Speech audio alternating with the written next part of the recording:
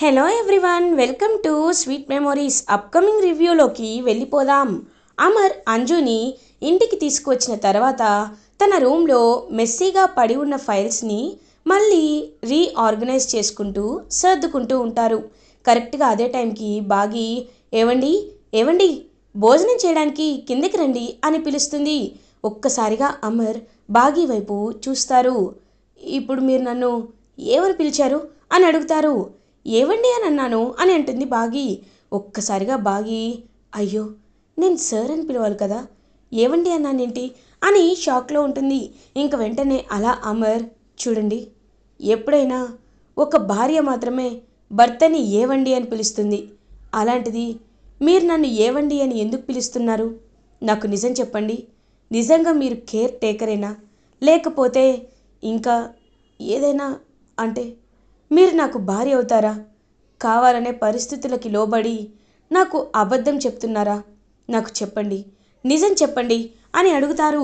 ఇంకా ఒక్కసారిగా బాగి అయితే అలా అమర్ కళ్ళల్లోకి చూస్తూ ఉంటుంది. అవును, మీరు అనుకున్నది నిజమే. నేను మీ భార్యని. మీరు నా మెడలో 3 ముళ్ళు వేసి తాళి కట్టిన భర్త.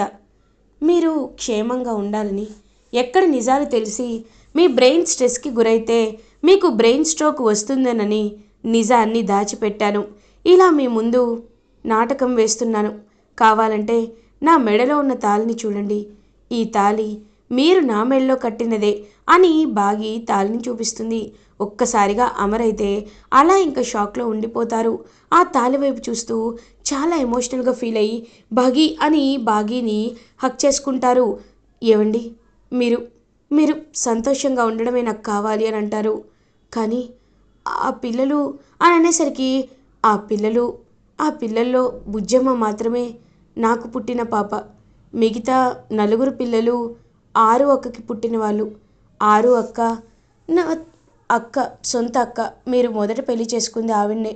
ఆవిడ యాక్సిడెంట్లో చనిపోయిన తర్వాత అని అనేసరికి ఒక్కసారిగా అరుంధతి గుర్తొచ్చి అమర్కైతే బ్రెయిన్ అంతా గజిబిజి అయిపోతుంది. ఏవండి ఏవండి అని అంటుంది బాగి. నాకు నాకు తల బద్దలైపోతుంది, నా నరాలు చిట్లిపోతున్నాయని చెప్పి అలా కుప్పకూలిపోతాడు అమర్. ఏవండి అని ఉలిక్కిపడలేస్తుంది బాగి. ఇదంతా బాగి కళ అన్నమాట. ఒక్కసారిగా బాగి ఏవండి ఏవండి అని చెప్పి ఇంకా అమర్ రూమ్లోకి వెళ్ళి చూస్తుంది. అమర్ ఇంకా మామూలుగా చైర్లో రాతోడు ఇద్దరు నిద్రపోతూ ఉంటారు. అమర్ని చూసి అమ్మయ్య, ఆయనకేం అవ్వలేదు కదా? లేదు, ఆయనకేం అవ్వలేదు. ఏమైనా అవుతుందేమోనని చాలా కంగారు పడ్డాను. ఆయన దగ్గర చాలా జాగ్రత్తగా ఉండాలి. ఖచ్చితంగా నేను భార్య అని చెప్పొచ్చు, కానీ ఈ పిల్లల ప్రస్తావన వచ్చినా, ఆరు ఒక ప్రస్తావన వచ్చినా ఆయన మైండ్ డిస్టర్బ్ అయ్యే అవకాశాలు చాలా వరకు ఉన్నాయి. కాబట్టి నేను ఆచితూచి అడుగు వేయాలి అని బాగి పాపం గట్టిగా ఫిక్స్ అయ్యి అక్కడి నుండి వెళ్ళిపోతుంది. ఇది ఇలా ఉండగా మార్నింగ్ అవుతుంది. అమర్ నిద్రలేచి రెడీ అయి వస్తూ ఉంటే మనోహరి పంతులు గారికి కాల్ చేసి ఇంటికి పిలిపిస్తుంది. మనోహరి, ఏంటి ఇంత సడన్గా పంతులకు కాల్ చేశావు అని అడుగుతుంది చంబా.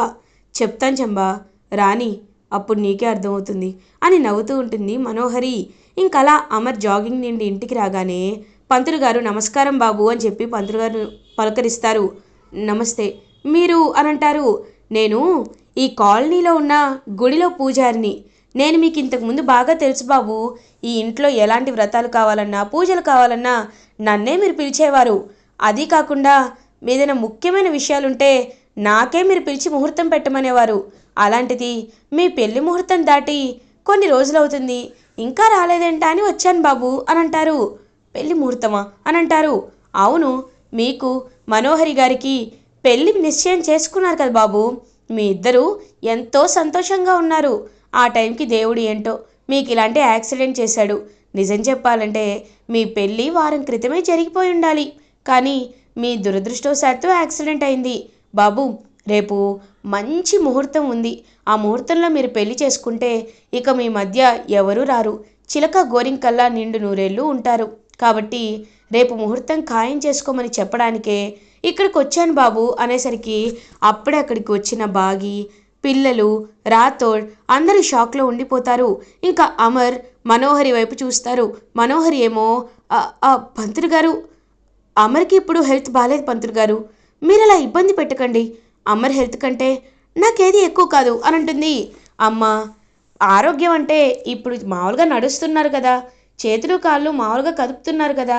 ఈ ముహూర్తం అనేది లక్షల్లో ఒకసారి వచ్చే ముహూర్తం. ఇది దాటిపోయింది అంటే ఇంకా పెళ్ళి ఎప్పుడు చేసుకున్నా ఇంత బలమైన ముహూర్తం ఉండదు అని పంతులు గారు అంటారు. మనోహరి మాటలకి, పంతులు గారి మాటలకి, ఆ సెట్ చేసిన విధానానికి బాగి చాలా అంటే చాలా బాధపడుతుంది. పాపం బాగికి ఏం చేయాలో కూడా అర్థం కాకుండా ఉంటుంది. అప్పుడే ఇంకా అలా మనోహరి అయితే బాగి వైపు చూస్తుంది. బాగి, ఏమన్నావు? అమర్కి గతం గుర్తొచ్చేస్తే నా పని అయిపోతుందనా? నా మెడలో అమర్ తాళి కట్టేస్తే గతం గుర్తొస్తే నాకెందుకు, గుర్తు రాకపోతే నాకెందుకు? తాళి ఒకసారి కట్టాక ఆస్తంతా నా పేరు పైకి రాయించేసుకుంటా. రాయించుకున్న తర్వాత అప్పుడు అప్పుడు ఇవ్వాల్సిన కోటింగ్ ఇస్తానని చెప్పి ఇంకా అలా మనోహరి అయితే చాలా గట్టిగా ఫిక్స్ అవుతుంది. ఇంకా అదంతా చూస్తూ ఉంటారనమాట. అమర్ "ఆ, అమర్ అది కాదు" అనేసరికి, నీ ఇష్టం మనోహరి, నీకు నచ్చినట్టు చే, నాకైతే ఎలాంటి ఇబ్బంది లేదు, రేపే పెళ్లి ముహూర్తాలు పెట్టుకుందాం అని చెప్పి అక్కడి నుండి వెళ్ళిపోతారనమాట. అలా అమరైతే ఇంకా ఒక్కసారిగా షాక్లో ఉండిపోతుంది. బాగీ, అమర్, ఇవాళ ఈవినింగ్ మెహందీ ఫంక్షన్ పెట్టుకుందాం అమర్ అని అంటుంది. అని చెప్పి అక్కడి నుండి వెళ్ళిపోతారు అమర్. ఇంకా అలా బాగీ దగ్గరికి వచ్చి చాలా అంటే చాలా హ్యాపీగా ఫీల్ అవుతుంది మనోహరి. ఇది ఇలా ఉండగా ఈవినింగ్ అవుతుంది. ఇంకా పిల్లలందరూ అలా పాపం చాలా బాధపడుతూ ఉంటే, హే పిల్లలు, ఏంటి బాధపడుతున్నారు? రండి రండి, ఇవాళ నా మెహందీ ఫంక్షన్, మీరందరూ సంతోషంగా ఉండండి. నేను మీకు అమ్మస్థానానికి వచ్చాననుకో, మీకు రోజు చుక్కలు చూపిస్తాను. ఎందుకు బాధపడుతున్నారు, రండి రండి అని చెప్పి ఇంకందరినీ కిందకైతే తీసుకువెళ్తుంది.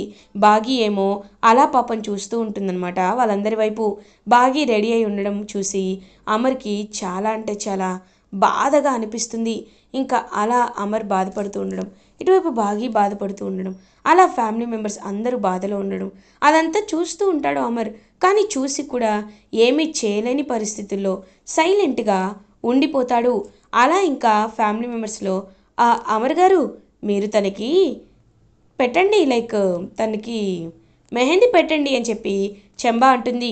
కరెక్ట్గా అమర్ అలా మెహందీ పెట్టేలోపు బాగీ కావాలనే ఆ మెహందీని తోసేస్తుంది. ఒక్కసారిగా మనోహరి, హే బాగీ, ఏం చేస్తున్నావు అని అడుగుతుంది.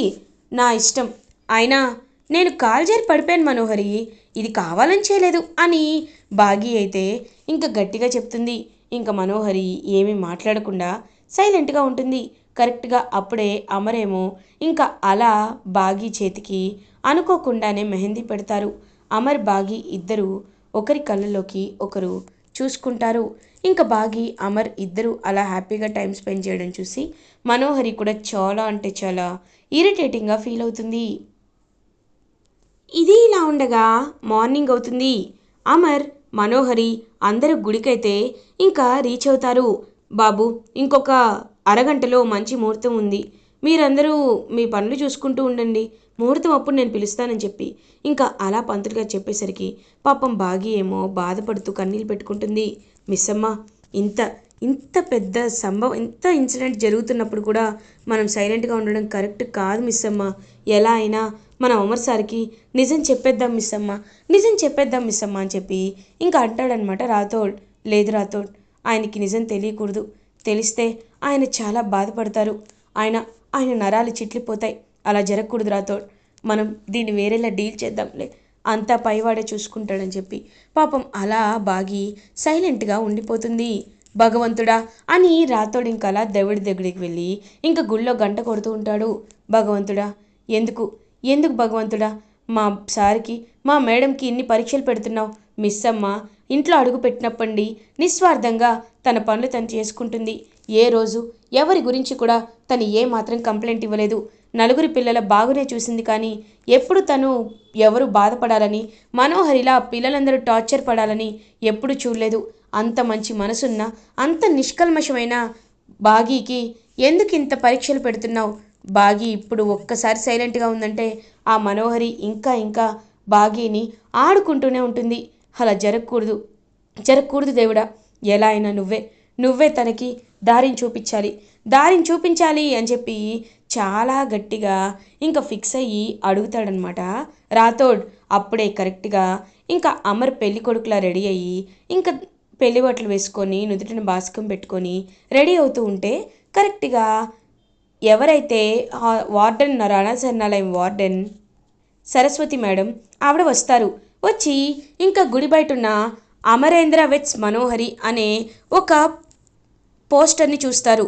చూసి ఒక్కసారిగా షాక్లో ఉండిపోతారు. ఇదేంటి, అయినా అమరేంద్ర సర్కి భాగమతి మేడంతో పెళ్ళైపోయింది కదా, ఇక్కడేంటి ఇలా ఉంది అని చెప్పి ఇంకా పరుగునైతే లోపలికైతే వెళ్తారు. వెళ్ళి ఇంకా అలా చూస్తూ ఉంటారనమాట. సార్, ఏం సార్ మీరు తను పెళ్లి చేసుకోవడం ఏంటి, నాకేమీ అర్థం కావటం లేదు సార్ అని అడుగుతారు. మేడం ఎవరు మీరు అని అడుగుతారు. ఏంటి, నాకు ముందే పెళ్ళైందా అని అంటారు.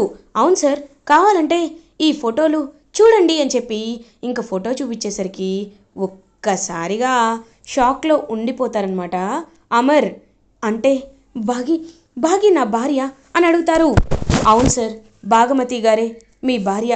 కానీ ఈ నిజాన్ని భాగమతి గారు ఎందుకు మీరు గతం మర్చిపోతే దాచిపెట్టారో నాకైతే అర్థం కావటం లేదు. మీరు మాత్రం భాగమతి గారిని వదులుకోకండి సార్, వదులుకోకండి. మేడం ఎంతో అంటే ఎంతో మంచివారు. మీకోసం ఆవిడ ఎన్నో చేశారు అని చెప్పి ఇంకా చాలా అంటే చాలా పాజిటివ్గా చెప్పేసరికి అమర్కి చాలా కోపం వస్తుంది మనోహరిపై.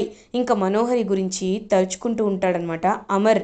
అంటే కావాలనే మనోహరి ఇదంతా చేసిందనమాట. మనోహరి ఇదంతా చేయడానికి కారణం ఏంటో తెలుసుకొని తీరాలి అని చెప్పి ఇంకా అమర్ అయితే అలా వెళ్తాడు. అప్పుడే కరెక్ట్గా అవును అమర్, ఏంటి ఇంకా రెడీ అవ్వలేదా, ముహూర్తానికి టైం అవుతుంది అమర్, రా అని చెప్పి ఇంకా అలా అమర్ని పిలుచుకొని వస్తుంటే కావాలనే అమర్ అలా ఇంకా పెళ్లి పీటలపై అయితే కూర్చుంటాడు. కూర్చొని బాగి వైపు చూస్తాడు. ఇంకా కరెక్ట్గా తాళి కట్టే టైంలో అలా ఆ తాళిని కింద పడేస్తాడు అమర్. ఒక్కసారిగా షాక్లో ఉండిపోతుంది మనోహరి. అమర్, ఏం చేస్తున్నావు నువ్వు అని అంటుంది. షటప్, నువ్వు కావాలనే నన్ను ట్రాప్ చేశావని నాకు అర్థమైంది. ఇదంతా ఎందుకు చేస్తున్నావు మనోహరి?